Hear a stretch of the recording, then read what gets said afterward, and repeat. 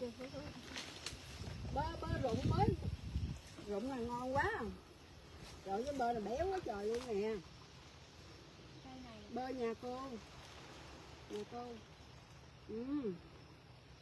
Ngon quá. Béo quá trời luôn.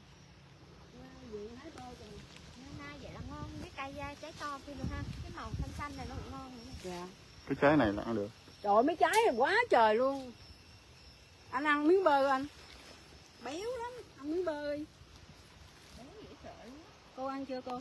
Cô chưa ăn thử cây này mà bây giờ cô ăn cô lụm có cái ngon đó. Trời ơi, vậy con hơn nè. Rồi điện cho con Bình. Rồi hái đi cái bịch rồi lượm. Nó vô đầu. Rồi ăn không cũng lo phụ cô. Rồi có mấy trái bơ này bỏ uổng hả cô? Hư hết cô. Nó bự quá.